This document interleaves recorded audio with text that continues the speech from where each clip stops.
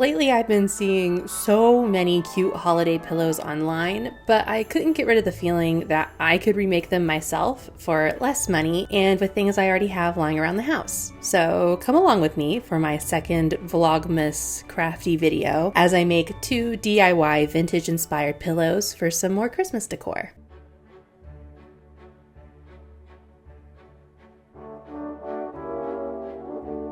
First up is a gingerbread man pillow that I have been seeing absolutely everywhere this year, and I've seen some cute vintage ones too, so apparently these have been around for a while and have just come back around to being popular again. So I started off by sketching out a general gingerbread man shape. You might be able to see the Pinterest page I have pulled up for reference, but I don't think I did an amazing job, and it didn't help that the fabric that I had lying around was a stretchy fabric. I think if you're going to try to do something similar, I would try to find a fuzzy fabric that isn't stretchy. It just caused some problems. Also, the fabric isn't quite as dark as gingerbread classically is, but again, we're going with things that I already have lying around the house, and I got this on like super sale. In order to create a bit more stability and to keep it from stretching weirdly when I filled it later, I added a layer of fusible interfacing. The best thing to do would have probably been to put this on the original fabric and then cut it out, but we live and learn. Then I'd marked out generally where I wanted the white lace to go that would emulate the icing, placing it about half an inch away from the outside edge since I'd be connecting the 2 sides with a 1/2 inch seam allowance.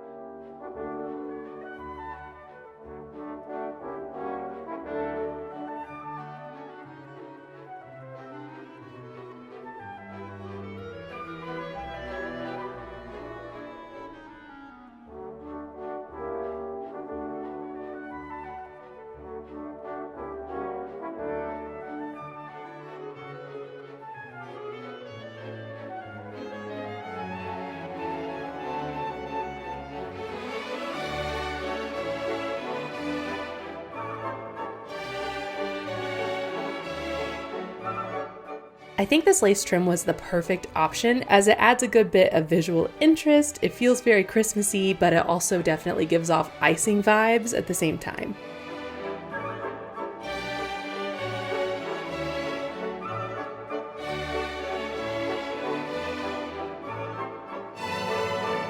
Then I marked out where all the accessories were going to go, like the eyes and the mouth, as well as buttons. I also had a smaller lace trim that I used for the smile.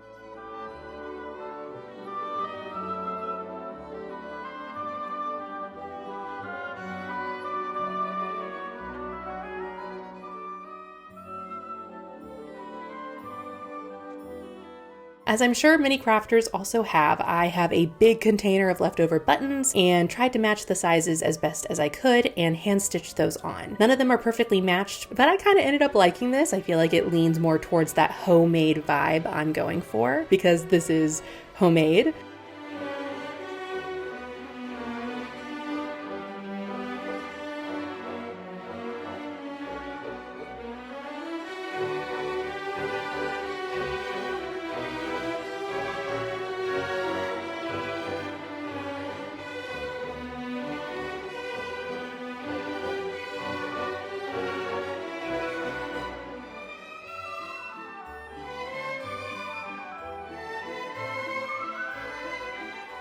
I then stitched the 2 sides together, leaving enough space to fill it.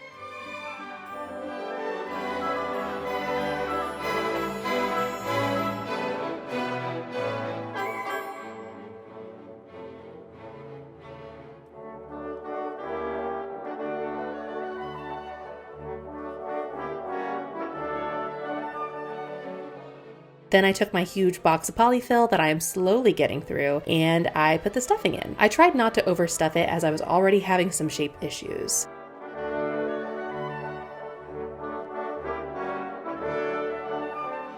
Lastly, I tried to machine stitch the bottom closed, but it kept slipping, so I hand stitched it instead.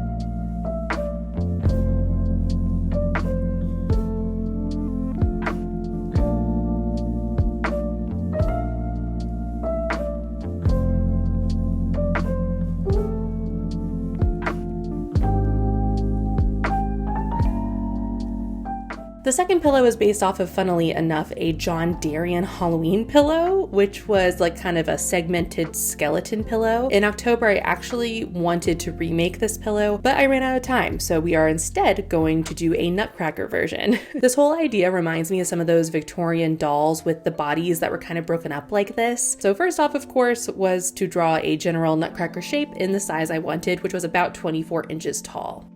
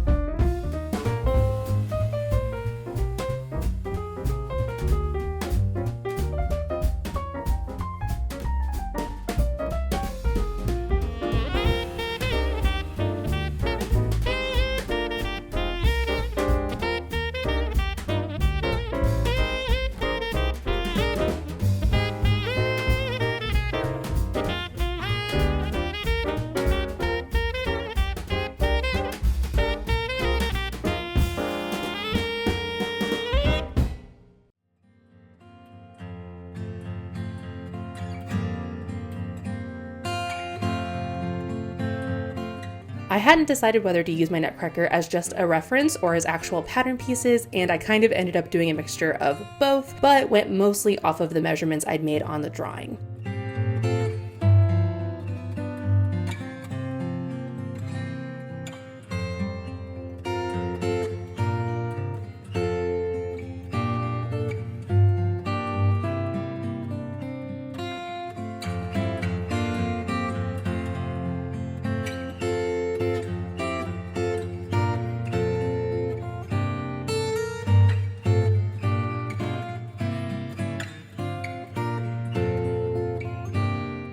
I then added an inch all around to the shape and cut that out, as well as 2 more blank versions that would serve as the back pieces.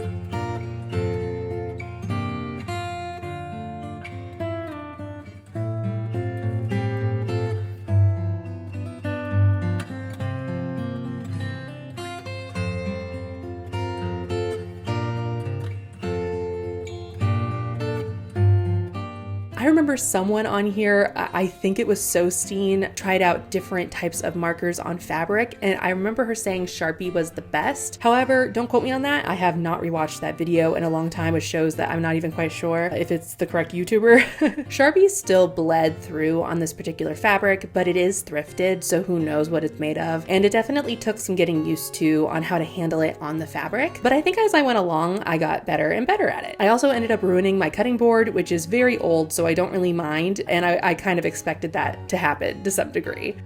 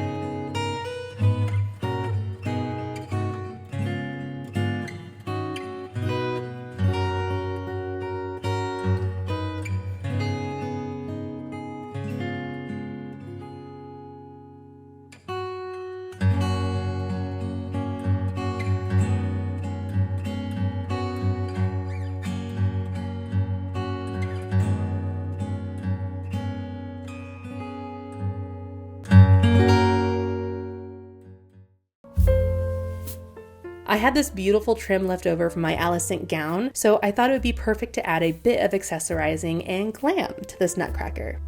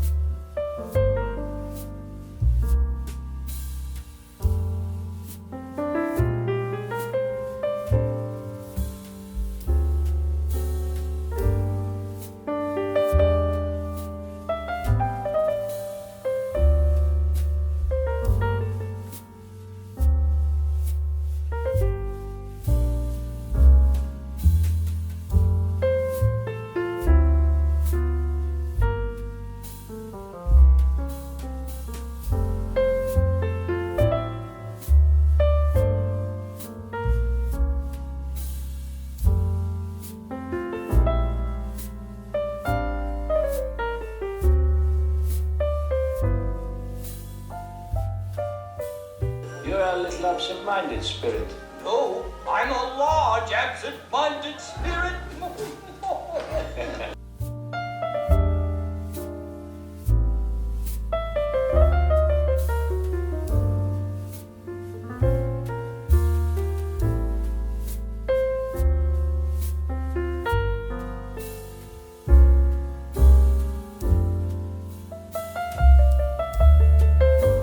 After I sewed each piece together, I would stuff them with polyfill, then stick in a bit of off-white bias tape that I had lying around, which I thought would be the best for this, and stuck that in before stitching the last bit closed.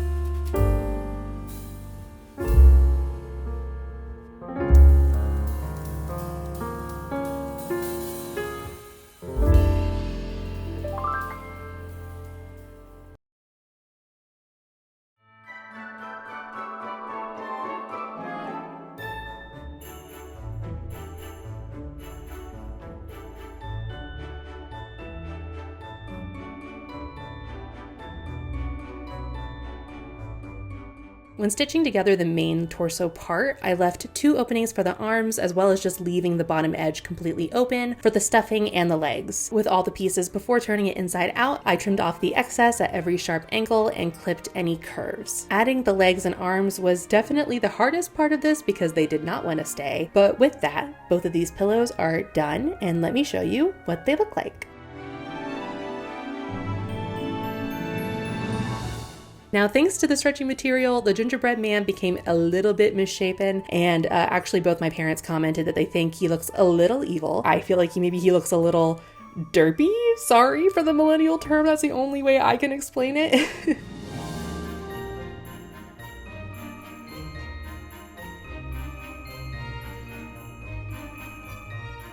And the Nutcracker, I think, looks really cool. Both of these kind of give off a bit of creepy vibes, but honestly, like, what Victorian thing doesn't look a bit creepy to the modern eye, at least? So I think this was overall successful. This was really fun to do, and I hope you had a good time watching, and I hope to see you back here next time.